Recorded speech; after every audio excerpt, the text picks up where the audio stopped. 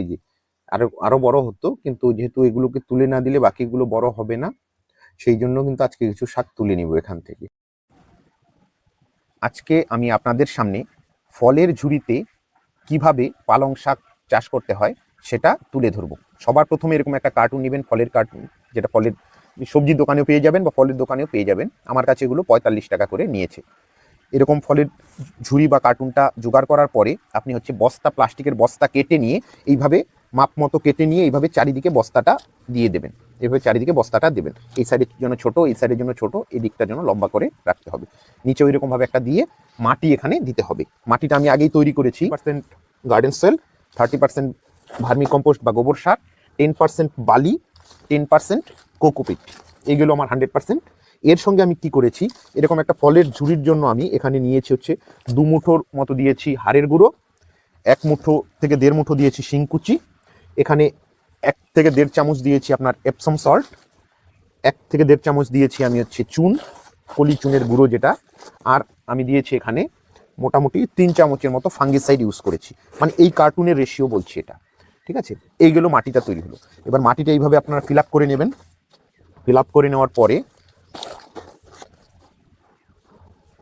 মাটিটাতে চেষ্টা করবেন সবসময় যেন মাটিটা যতটা সম্ভব এটাকে ডাস্ট করে নেওয়া যায় আর কি, বেশি যেন এর মধ্যে দানা ব্যাপারটা না থাকে।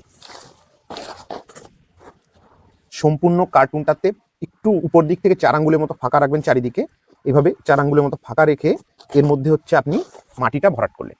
এরপরে কি করতে হবে, এই দেখুন, এই যে এটা হচ্ছে পালং শাকের হচ্ছে বীজ, এটা আমি হচ্ছে আমার নিকটবর্তী এক দোকান থেকে এটা কিনেছিলাম। ওখান থেকে কেনার পরে এটাকে আমি গতকালকে রাতে এটাকে ভিজিয়ে রেখেছিলাম।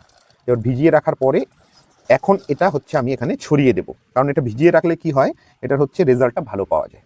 তাহলে এই ভিজিয়ে রাখার পর এটাকে আমি এভাবে ছড়িয়ে দিচ্ছি এখানে।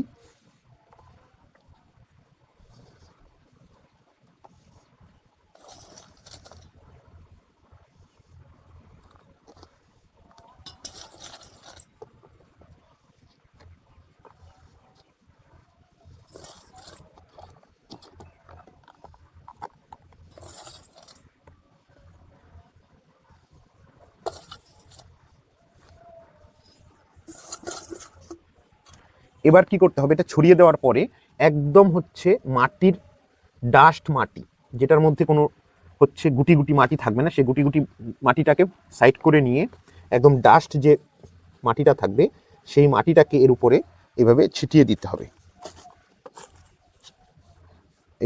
এইভাবে ছিটিয়ে দেবেন, ডাস্ট মাটিটাকে এইভাবে ছিটিয়ে এটাকে ঢেকে দিতে হবে।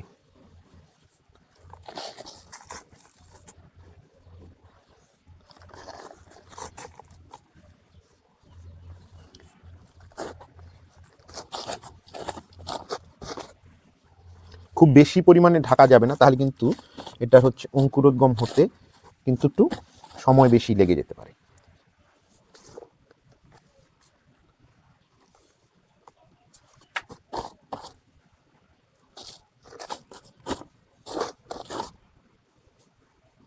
এবার এর উপরে যদি কোনো শক্ত দানা থাকে বা শক্ত মাটি থাকে সেগুলোকে একটু ভেঙে ভেঙে দেবেন, কারণ কি, নাহলে কিন্তু অঙ্কুরোদ্গম হওয়ার সময় যখন এখান থেকে গাছগুলো বেরোবে পালং শাকের, তখন কিন্তু একটু সমস্যা হতে পারে। এবার এভাবে দেওয়া হয়ে গেল।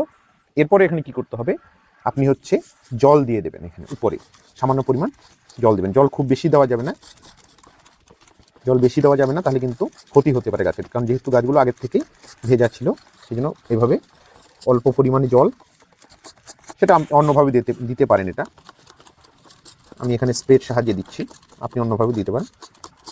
তাহলে এইভাবে জল দিয়ে উপরটা ভিজিয়ে দিয়ে এটাকে কয়েকদিন একটু সেমি শেড জায়গায় রাখতে হবে, যেখানে খুব বেশি রোদও পাবে না আবার খুব ঠান্ডাও থাকবে না। যেহেতু এখন ঠান্ডার মরশুম, সেই জন্য হচ্ছে রোদে থাকলেও খুব একটা বেশি সমস্যা নয়, কিন্তু প্রথম কয়েকটা দিন একটু সেমি শেডে রাখতে হবে। যখন 6 দিনের মাথায় দেখুন পালং শাকগুলোর অঙ্কুরোদ্গম হয়েছে, এখানে বীজগুলো থেকে কিন্তু অঙ্কুরিত হয়ে গেছে, সবগুলো এখনো হয়নি, কিন্তু অঙ্কুরোদ্গম হওয়া শুরু হয়েছে। এখানে দেখুন আমি একটা মাঝখানে একটা পাটকাঠি দিয়ে দিয়েছি, পাটশোলা। এর কারণটা হচ্ছে কি, পাখিগুলো না এখানে এসে বসে ওই বীজগুলোকে খেয়ে নিচ্ছিল, এখানে একটা কাঠি দেওয়া থাকলে ওরা ভয় পায়, একটু বসার সেটা কম হয়, মাত্রাটা কম হয়। ঢেকে দিতে পারলে সব থেকে ভালো, কিন্তু ঢাকার মতো কোনো নেট ছিল না আমার কাছে, তাই আমি এই কাঠিটার সাহায্য নিয়েছি। 12 দিন পরে পালং শাকের গাছগুলো এই অবস্থায় রয়েছে।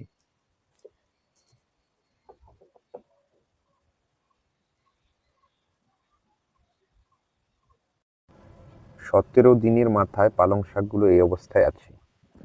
এই ফলের ঝুড়িটাতে একটু বেশি পরিমাণে বীজ দিয়েছিলাম, আমি বুঝতে পারিনি যে জার্মিনেশন রেট 100% প্রায় হবে। এখানে দেখুন 100% জার্মিনেশন রেট হয়েছে, সবগুলো বীজ থেকেই চারা এসেছে। এদিকের যে ঝুড়িটা আছে ফলের ঝুড়ি, এখানে কিন্তু বীজ একদম শুরু থেকে পাতলা পাতলা ছিল, সেই জন্য কিন্তু এখানে দেখুন জার্মিনেশন 100% এখানে হয়েছে, কিন্তু একদম খুব কম সংখ্যক বীজ দিয়েছিলাম, সেগুলো এখানে কিন্তু রয়েছে। 24 দিনের মাথায় পালং শাকগুলো এই অবস্থায় দাঁড়িয়েছে। দেখুন সুন্দরভাবে কিন্তু এখানে গ্রোথ নিয়েছে। আমি পালং শাকের এই ঝুড়িটার মধ্যেই কিন্তু আমি কিছুদিন পর থেকে যেন শশা পাওয়া যায়, তার জন্য শশার বীজও এখানে রোপণ করে রেখেছিলাম, তাই শশার বীজগুলো উঠেছে এখানে। দেখুন পালং শাকগুলো কিন্তু সুন্দরভাবে সেট হয়েছে এবং দারুণ সুন্দরভাবে গ্রোথ নিয়েছে। 24তম দিনে আজকে এই অবস্থায় দাঁড়িয়েছে।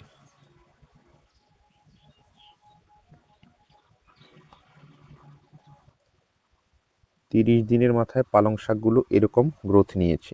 আর একটু হয়তো বড় হয়ে যেত, কিন্তু যেহেতু একসঙ্গে বেশি সংখ্যায় বীজ দেওয়া হয়েছিল এখানে, তাই গ্রোথটা একটু কম নিয়েছে। পাশের ঝুড়িটাও দেখুন, এই ঝুড়িটাতেও কিন্তু গ্রোথ নিয়েছে ভালোভাবেই। দেখুন পাশে বড় বড় পাতা আসতে শুরু করেছে। এর মধ্যে এখান থেকে কিছু গাছ আমি তুলে সংগ্রহ করব এবং সেগুলোকে খাওয়ার জন্য নিয়ে যাব। একসঙ্গে বেশি পরিমাণে বীজ ছিটিয়ে দেওয়ার জন্য বেশি ঘন হয়ে গেছে পালং শাকগুলো, তাই আজকে কিছু শাক তুলে নিব এখান থেকে, নিয়ে হচ্ছে এই জায়গাটাতে আপনার দেখুন এই যে তুলে নিচ্ছি, এগুলো কিন্তু এই যে আরো আরো বড় হতো, কিন্তু যেহেতু এগুলোকে তুলে না দিলে বাকিগুলো বড় হবে না, সেই জন্য কিন্তু আজকে কিছু শাক তুলে নিব এখান থেকে। হয়তো যদি একসঙ্গে বেশি না দেওয়া যেত তাহলে ম্যাচুরিটি এতদিনে বেশি চলে আসতো, এগুলো প্রায় এগুলোই, কিন্তু একসঙ্গে বেশি হতে ম্যাচুরিটিটা সেভাবে আসেনি।